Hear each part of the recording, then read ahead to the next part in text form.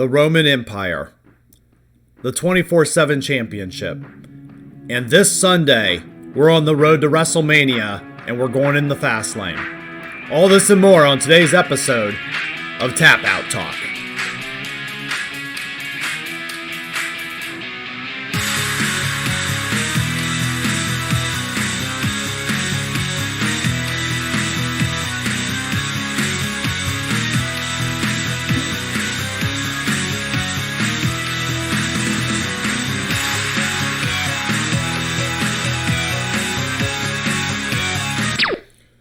Let's get right in with our top story, the Roman Empire.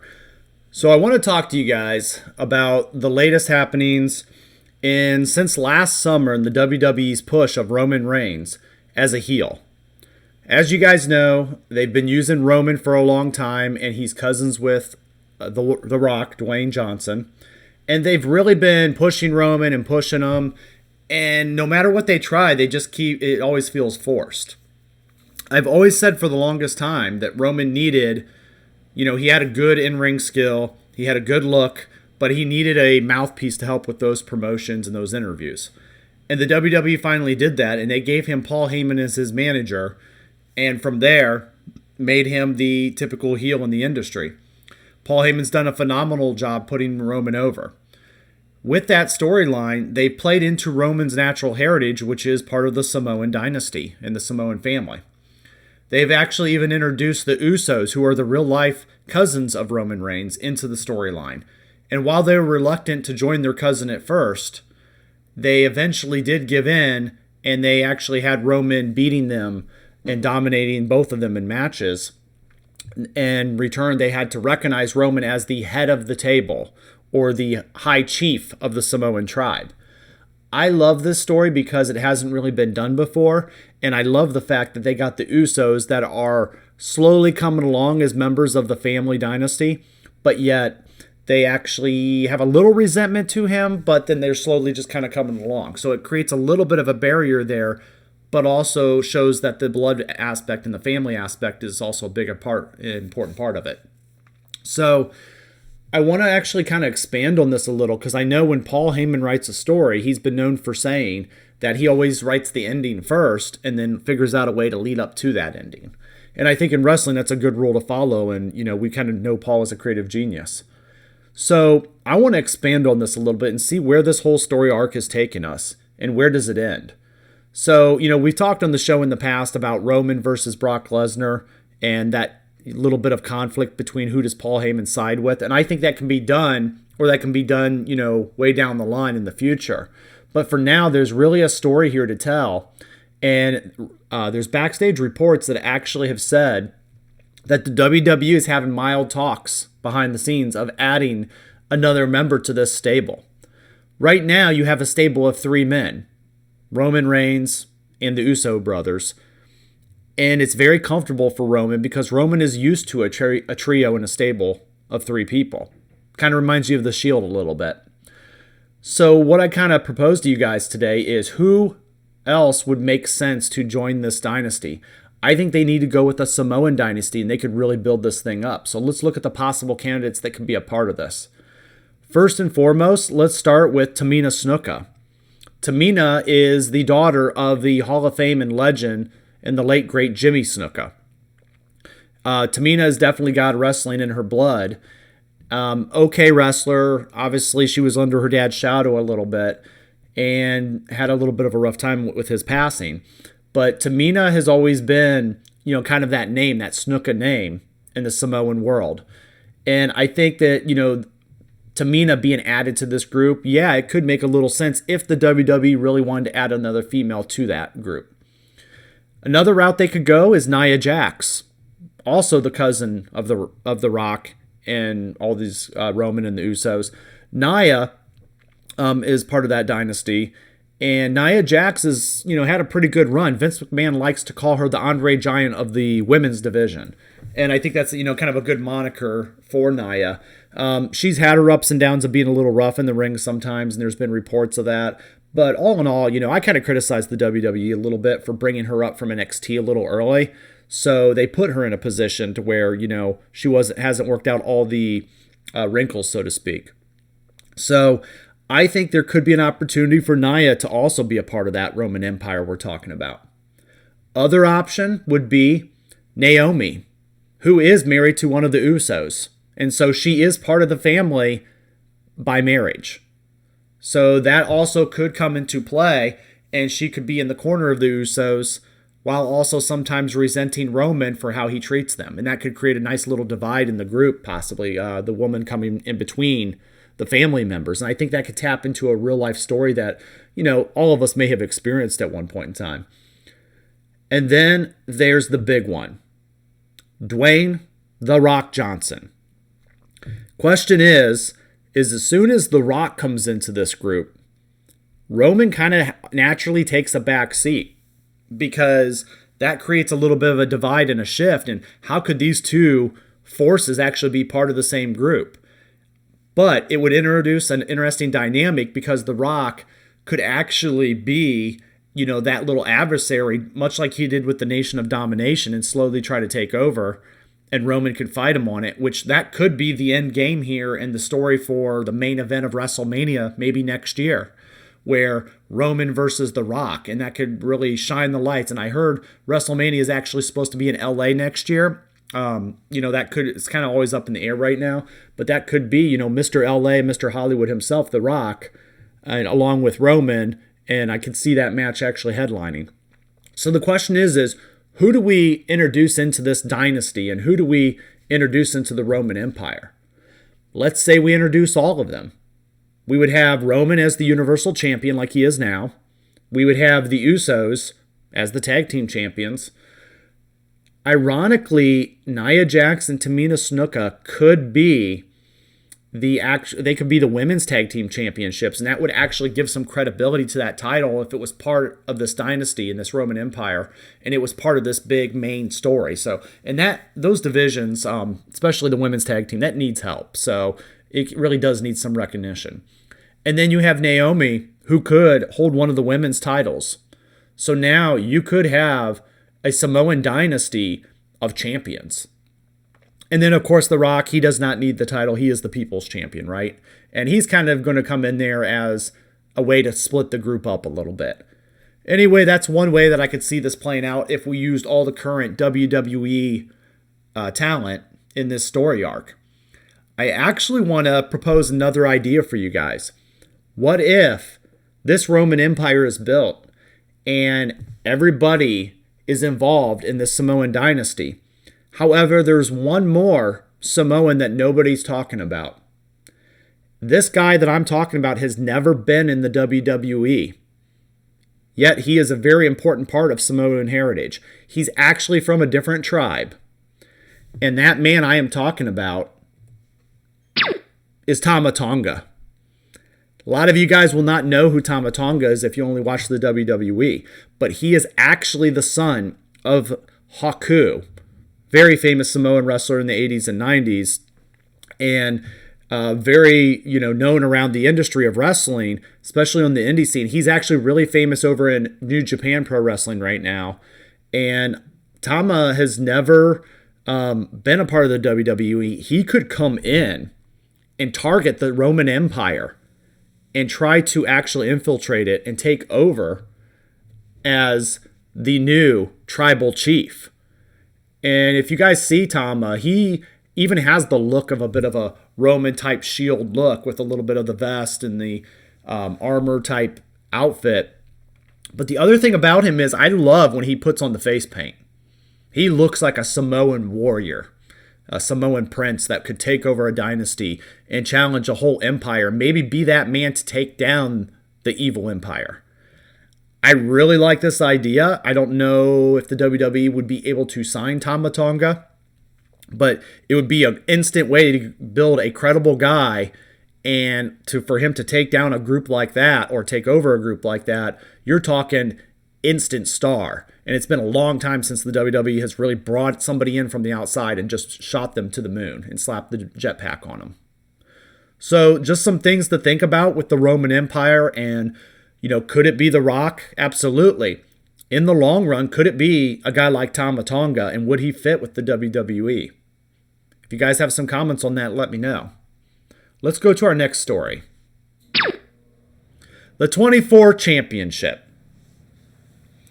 I have been wanting to talk about this for a while. I just want to say I hate this championship. I'm just going to go a little off the script here. I hate this championship. I mean, when you look at it, it's a horrible design. The idea is that this championship could be defended 24/7, all the time, 7 days a week, 24 hours a day. And, this championship was created for all the wrong reasons. The USA Network came to the WWE and they said, we like the show, we like Raw, but we want it to be a little more funny. And while there can be humor in pro wrestling, I'm like, I feel that it needs to be built in storyline and not in a prop or a title. This championship, a terrible design. It's got like this money green leather and a big gold. It looks like a big gold record, platinum, record. It looks like it should be in the music industry and not in the WWE. On top of that, the championship's been just silly. It consists of a bunch of people running around and running all over the place and trying to roll them up and pin them. And, years ago when they had the hardcore championship with the 24/7 stipulation, I didn't mind it as much because the hardcore championship was the actual WWE championship, was the winged eagle leather championship that actually headlined WrestleManias. And it was then broken and smashed and duct taped back together, and it was the hardcore championship. And then they took and had the 24/7 rule, which was ironically started by Crash Holly. So then what happened was, it kind of caught wind and people liked it. Well, the problem with this is it's just a bunch of kind of nonsense that's went around.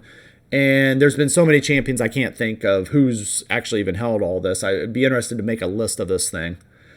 But the latest champion has really just got under my skin a little bit. Bad Bunny is your 24/7 champion and one of the many. So for you guys that don't know, Bad Bunny is a famous musician. He recently actually won a Grammy for Best Latino Artist, and half of his music is in the Latino languages. For me, this is a publicity stunt. The WWE is buying publicity. This thing tends to happen around WrestleMania season. WrestleMania is meant to be the mix of stars and wrestlers all in the building at once. Hollywood actors and musicians and pro wrestlers and football players, and it's meant to be the big stage, right? It's the Super Bowl of wrestling. So we've now taken this WWE 24/7 championship and we've recognized Bad Bunny as a champion in the WWE. Bad Bunny. I'm trying not to laugh because, we're recording on this, but I am like, are you, and it's nothing against, let's call him Mr. Bunny. It's nothing against him. It's, I know he's taking advantage of an opportunity that was put upon him, but the WWE is really just killing the credit with this title. And what they're doing, though, is they're trying to gain national publicity for the product that's dwindling in ratings a little bit, and they're trying to pull in that casual fan. So what they did is they gave this championship to Bad Bunny, and he has been running all over town, and he actually took the title and brought it with him on his recent Saturday Night Live appearance, and he had the title with him at the Grammys. So he's, definitely got a following. And by the way, he also has been the number one merchandise sale in the WWE.shop.com for the last month. So, take that for what it is. That tells you that people are not truly eyes on the product right now. But Bad Bunny definitely, the bunny has a following all the way down his bunny trail. So hippity hoppy goes to Saturday Night Live, and then he goes on to the Grammys with this title. And the WWE is been riding this momentum train and publicity stunt for the last few weeks. Again, I guess it's better than this title than to make him the world champion, but this is leading towards a WrestleMania appearance, and they're going to have him at the show. And the reality is, they've been kind of teasing The Miz versus Bad Bunny, and they've been kind of back and forth, and The Miz actually broke his DJ's table at the Royal Rumble, and the Bunny came in and tried to interfere in the match. And I cannot wait for The Miz to actually get his hands on there, because The Miz, my tag team partner, Team Bro-Hio, I love my man The Miz, and I cannot wait until The Miz kind of just embarrasses him a little bit at Mania. But we're going to wait on for that. So, Bad Bunny is your 24/7 champion until last Monday. R-Truth is now a 50-time WWE 24/7 champion. R-Truth. I will say with this title, R-Truth has done a really good job kind of adding a little comedy to this title and keeping it relevant. If it wasn't for R-Truth, this title would not be relevant. But if you think about it, and if I was to tell you who is a 50-time champion in the WWE, you guys would have a hard time coming up with this, but R-Truth is now a 50-time champion, because last Monday on Raw, he actually didn't even have to pin Bad Bunny for the championship. This is how good it is. He actually traded for the title. So R-Truth got the 24/7 championship back, and Bad Bunny in return got some Stone Cold Steve Austin memorabilia. He got a Stone Cold Steve Austin replica Smoke and Skull title. He got a Stone Cold Steve Austin lunchbox that he traded for the 24/7 championship back to R-Truth. Bad Bunny did kind of mention he respects the industry, and that's why he wanted to give the title also back to R-Truth. I think that's a nice way to try to show that he does respect this world, even though if it doesn't respect itself sometimes. But I know I'm coming across very harsh on this, but the title definitely does belong on R-Truth if it belongs anywhere. I just don't know how long we're going to be able to keep this up. So for now, the title is back where it belongs, on the 50-time 24/7 365 champion, R-Truth. And I would like him just to kind of keep this title for a while. I'm a fan of long title reigns anyway. I think it makes the title mean something. So, the Bunny is no longer the champion. That silly wabbit. And R-Truth is now back in the driver's seat as a 50-time champion. Let's move on. Have you ever wondered how to get Vince McMahon's phone number?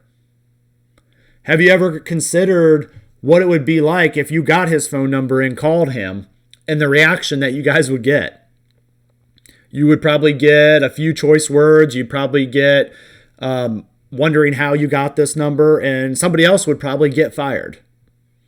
So Vince McMahon, one former Hall of Fame superstar, actually recently said on a podcast how you would actually get Vince McMahon's phone number.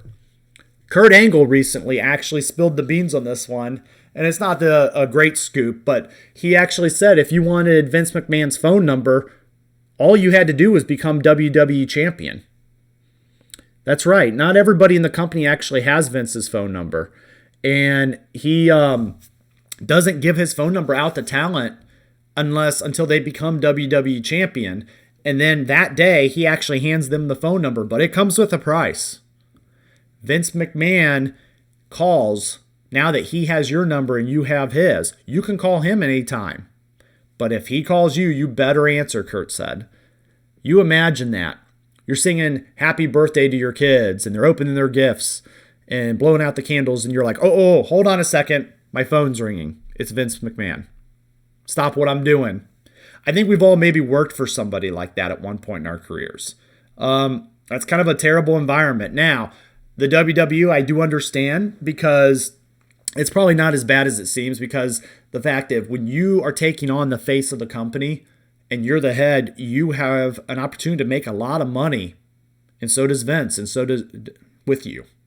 You have that chance to make a lot of money, but you do trade off. When you say yes to something, you say no to something else, and that's anything in life. So when you say yes to being the face of the WWE, you actually are saying no to a lot of other things because you're choosing your career. John Cena has shown this a lot on some reality shows, and you can see he's put off a lot of aspects of his life. But Kurt Angle, there it is. How do you get Vince McMahon's phone number and being able to call him anytime?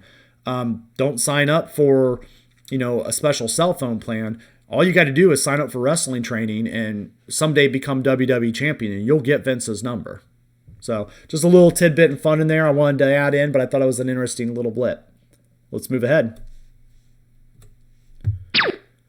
We have our next Hall of Fame Class of 2021 inductee announcement. Eric Bischoff is now going to be inducted in this year's Hall of Fame class. Some people called this controversial. I do not agree. I mean, Bischoff does belong in the Hall of Fame. This guy actually changed the way that wrestling was done. Wrestling used to be taped years ago and then released on Raw. Raw used to be taped weeks in advance. And when Eric Bischoff took over Nitro in WCW, and he did it live, and he would go on the air and actually read WWF Raw and their results live on the air so people would steal the ratings over to WCW. This man caused the WWE to go to a live film schedule and not actually have taped matches. So he affected the industry.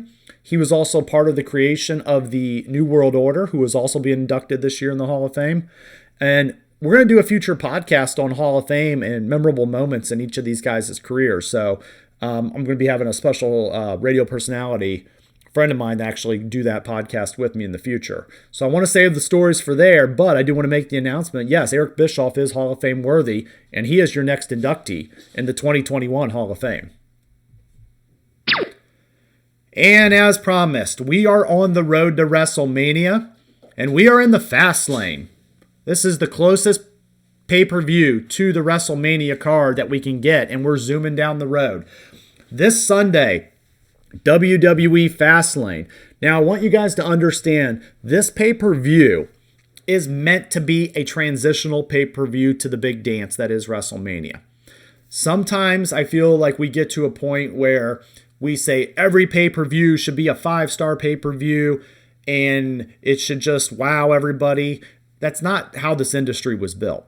This industry was actually built for a long time with just having a big 4 pay-per-views a year. Okay, think about that. That's one pay-per-view a quarter of the year.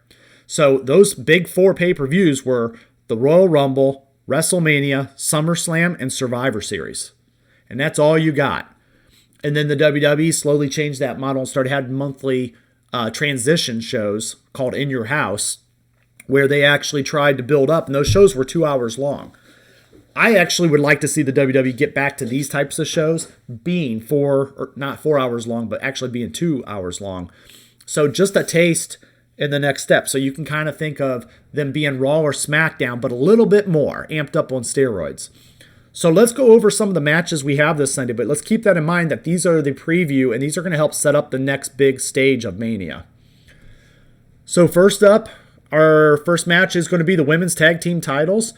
Nia Jax and Shayna Baszler are going to defend their titles against Sasha Banks and Bianca Belair. Interesting note here, Bianca Belair won the Women's Royal Rumble, which gives her the right to challenge Sasha, in this case, for the women's title. So I think this could be an interesting title change here. I believe that Nia and Shayna held on to the titles, but they kind of gelled, but they haven't really. And I think those two actually could pass these titles on to Sasha and Bianca Belair. Nobody really cares about the women's tag team titles because they haven't been carried right. The first step to that, I think, is if you put that on Sasha and Bianca and let them be conflicting co-champions and then eventually help showcase those titles at Mania a little bit. So they're fighting for the women's championship, but they're also co-championship contenders, and that can eventually blow up. That would be the first step to getting the titles recognition on TV. and on the Mania card without having an extra match. And then eventually you could start having those titles maybe being rebuilt through a tournament. There are options. But my pick here is going to be Sasha and Bianca. I went back and forth on the ideas of it, but I think it would be smart to throw the titles on them and have them co-share those titles up through their match at Mania. Other match that's going to be a title match this Sunday is going to be Big E Langston, who is your WWE Intercontinental Champion, versus Apollo Crews. Now, this Intercontinental Championship has not been featured, honestly, very well in the last year. They put the title on Big E, and, since they took away and changed the look of this title, and, they went from the classic white strap title to the new one, it's lost its sizzle, right? And like I always say, sometimes you got to sell the sizzle and not the steak. So right now, we're not getting sizzle, and we're really not getting steak.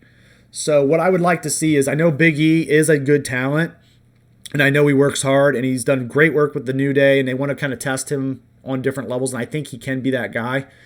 But Apollo Crews right now really has reinvented himself lately.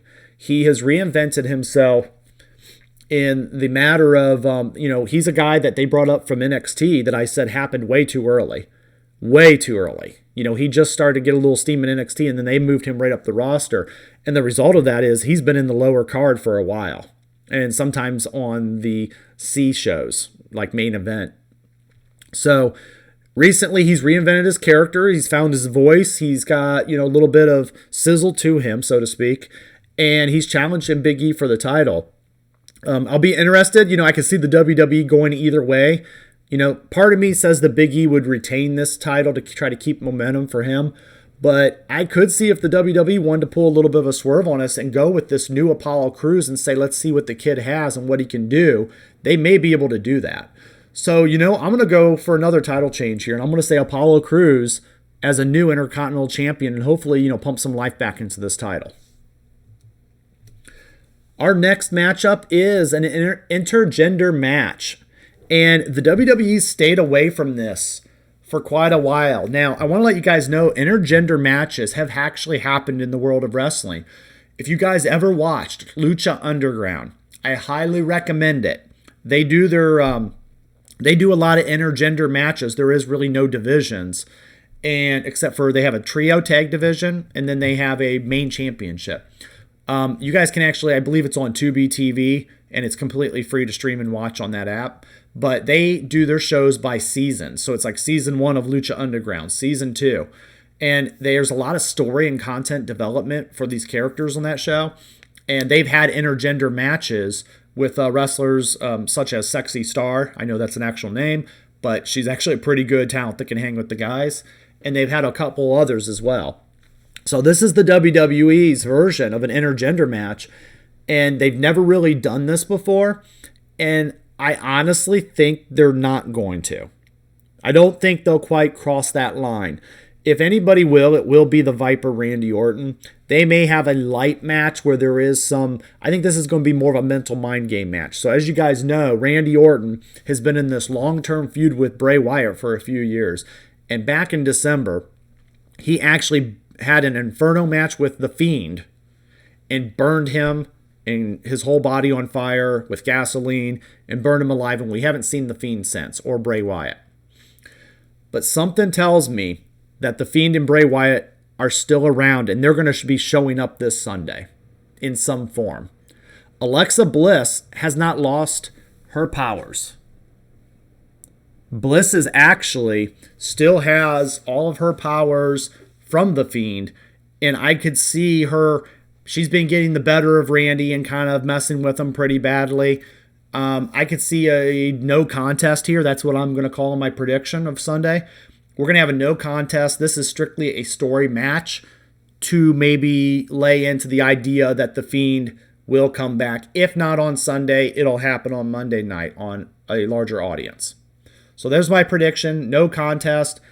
A minimal intergender match. They're not going to have too much interaction. It's going to be more of a mental mind game as it's been so far.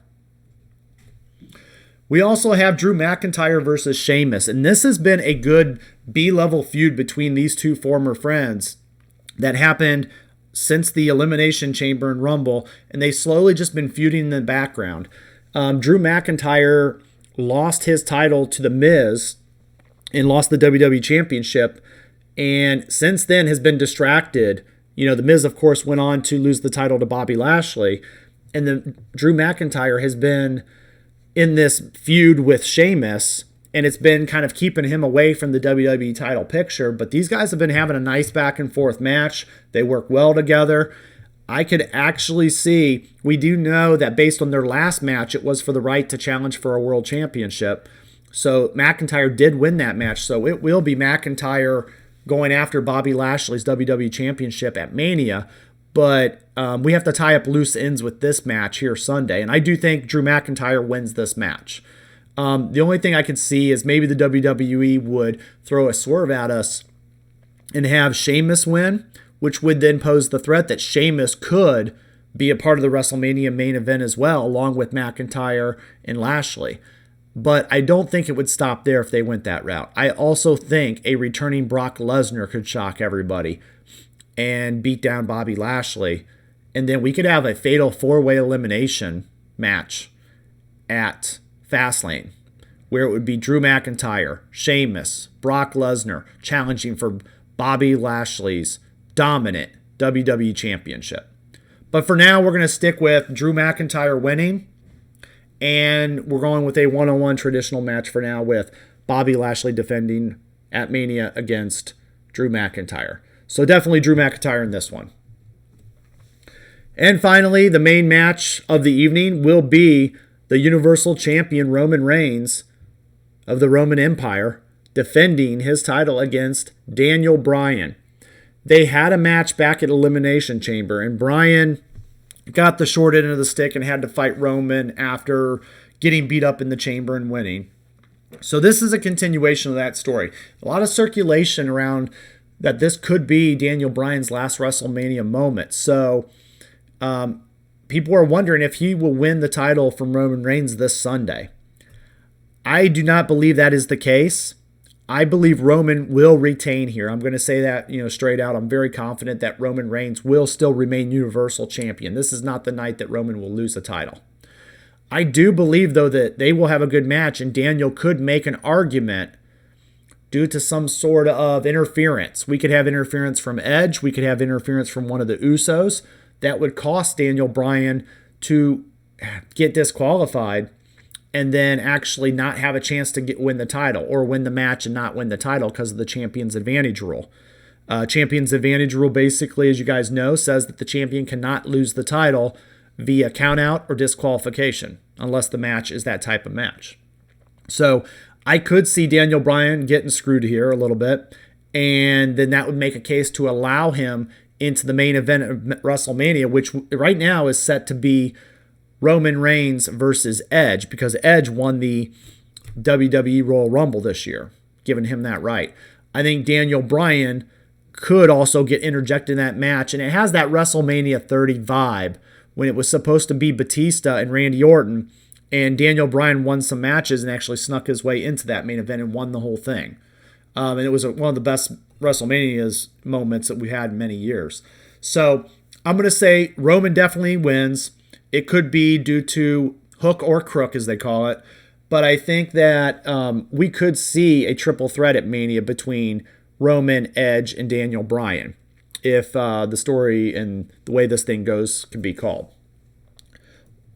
Well, guys, that's everything that I wanted to cover today. So thanks for watching. Be sure to like, share, and subscribe. It greatly helps out my channel. And for now, it's game over. And we'll see you on next week's edition of Tap Out Talk.